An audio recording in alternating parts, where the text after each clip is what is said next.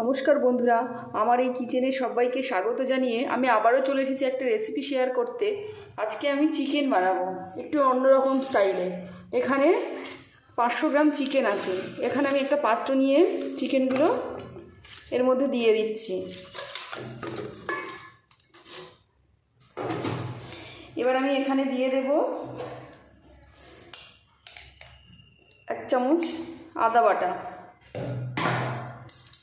আর দেব 1 চামচ রসুন বাটা, আর এখানে আছে কাজু বাদাম, চালমগজ আর পোস্ত একসঙ্গে আমি বেটে নিয়েছি। এটা আমি সবটাই দিয়ে দেবো এর মধ্যে। আর দিয়ে দেব 2 চামচ টক দই।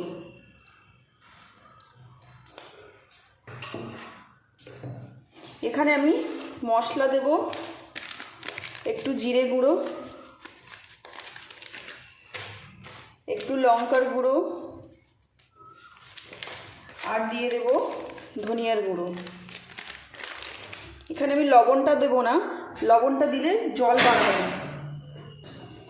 আর দিয়ে দেব একটু সাদা তেল। এবার এই সব উপকরণ একসঙ্গে আমি ভালো করে এইভাবে মাখিয়ে 1 থেকে 1.5 ঘন্টার জন্য চাপা দিয়ে রেখে দেব। দেখুন চিকেনটা আমার সুন্দর করে মাখিয়ে নেওয়া হয়ে গেছে। এবার আমি এটা 1.5 ঘন্টার জন্য চাপা দিয়ে রেখে দেব। দেখুন এখানে আমি কড়াই বসিয়ে দিয়েছি।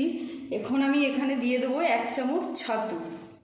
ছাতুটাকে আমি একটু হালকা টেলে নিয়ে আমি ওই চিকেনটার মধ্যে দিয়ে দেবো। একদম হালকা ফ্রাই করে নেব।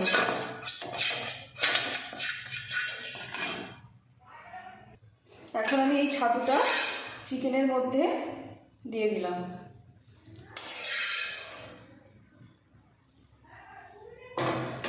এবার আমি এখানে দিয়ে দেব একটু লবণ। লবণটা আমি আগে দিইনি, তার কারণ হচ্ছে জল বেরিয়ে আসবে বলে। এবার এখানে লবণ দিয়ে দিলাম।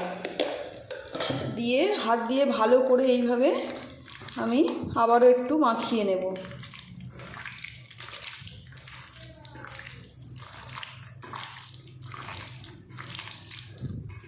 এটা মাখিয়ে নেওয়া হয়ে গেছে। এবার আমি কড়ার মধ্যে একটু সাদা তেল দিয়ে দেব। আমি এখানে কয়েকটা আলু দেব মাংসের মধ্যে। আলুটা দিতেও পারেন আপনারা, আবার নাও দিতে পারেন। দেখুন তেল আমার গরম হয়ে গেছে। এবার আমি এখানে দিয়ে দেবো আলু। এবার আমি আলুর মধ্যে একটু হলুদ আর একটু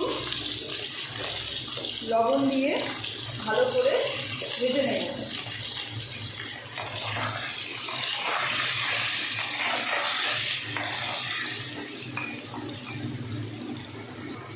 দেখুন আলুগুলো একদম লাল লাল করে ভেজে নেওয়া হয়ে গেছে। এখন আমি এগুলো নামিয়ে নেব। আমি এই তেলের মধ্যেই 2টো তেজপাতা, এলাচ আর দারচিনি, লবঙ্গ দিয়ে ফোড়ন দিলাম। এবার আমি দিয়ে দেব পেঁয়াজ। পেঁয়াজটা একটু বেশ ভালো করে লাল করে ভেজে নিতে হবে। দেখুন পেঁয়াজগুলো লাল করে ভেজে নেওয়া হয়ে গেছে।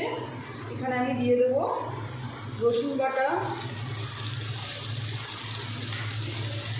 দিয়ে দেবো 1 চামচ আদা বাটা। এগুলো দিয়ে ভালো করে ভেজে নেব। এবার আমি টমেটো দিয়ে দেব।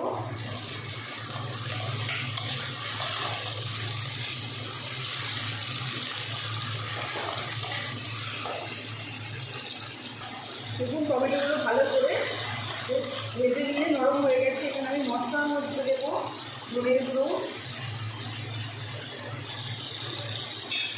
দেবো লঙ্কার গুঁড়ো, আর দিয়ে দেবো জিরের গুঁড়ো।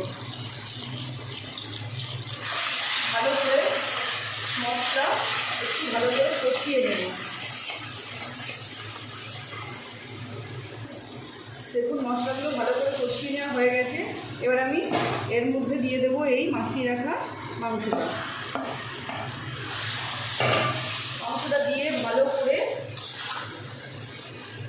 বেশ 20 মিনিট মতো চাপা দিয়ে দিয়ে কষিয়ে নেব। আমি এই মাংসটার মধ্যে একদমই হলুদ ব্যবহার করব না। এই মাংসটা আমার কষাতে কষাতে এখানে আমি দিয়ে দেবো ভেজে রাখা আলু, যাতে আলুটা একটু তাড়াতাড়ি সিদ্ধ হয়ে যায়। আর আমি এখানে জল ব্যবহার করব কম। এটা আমি আবারও একটু চাপা দিয়ে বেশ কিছুক্ষণ হতে দেব। দেখুন চিকেনটা আমার একদম কষিয়ে নেওয়া হয়ে গেছে। এই যে তেল ছেড়ে দেওয়া আরম্ভ করেছে, সেটা এখনই আমি দিয়ে দেব জল। জলটার পরিমাণ আমি কমই দেব।